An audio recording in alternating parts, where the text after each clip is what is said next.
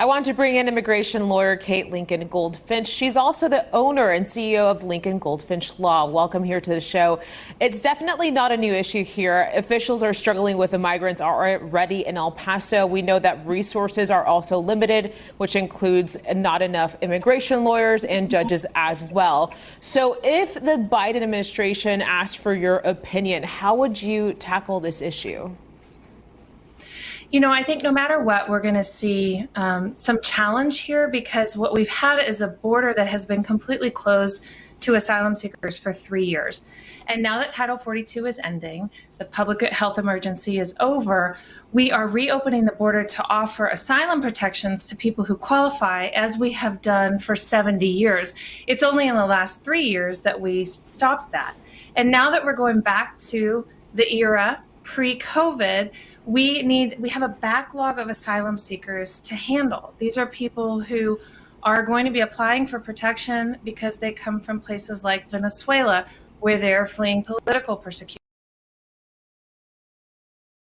And not everyone will qualify, but the goal is to give vulnerable migrants who want a chance to seek asylum an opportunity to do so. And we need to get to the point where we process the backlog and then get back into the system that we had before, which is an orderly process for screening asylum seekers. Yeah, and talking about it with you here, it sounds so simple. It's just straightforward. It's a backlog that we need to address, and we haven't addressed in a while. But how does that process, how will it look like with so many thousands of migrants crossing on over, especially when we've ran into issues like issues with the app and translations here?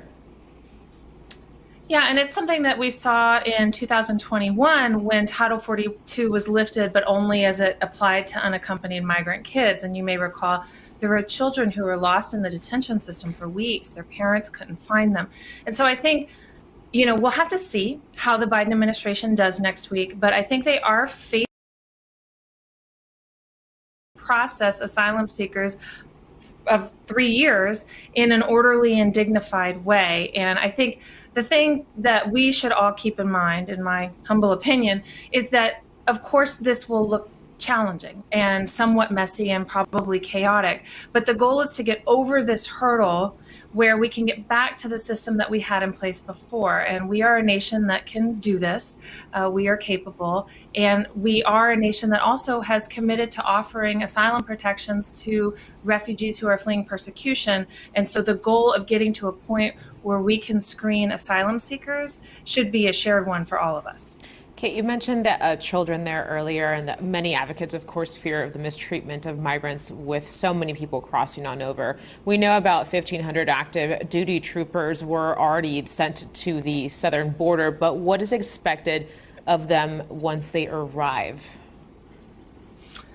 I think we are going to have to see what the Biden administration does with asylum seekers. Are they going to return people who didn't properly use the app, which has its own host of issues? Or are they going to set up a system of screening asylum seekers and putting them through their credible fear interview? Or are we going to see a hybrid? And in the interim, how are people going to be housed and treated? And a lot of that remains to be seen. I think all of us will be paying close attention.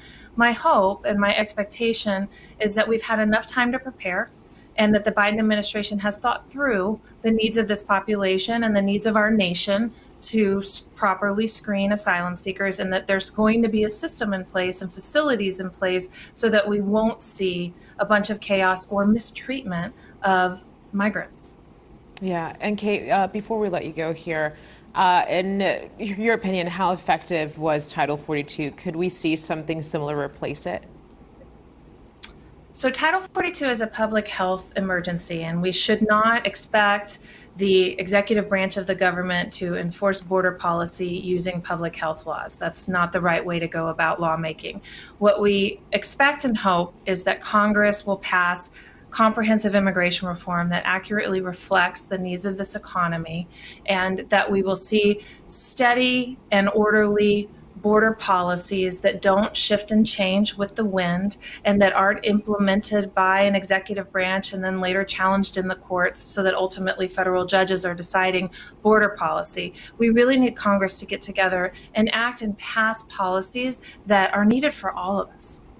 Kate Lincoln-Goldfinch, thank you so much for your perspective and time here on the show. We appreciate it.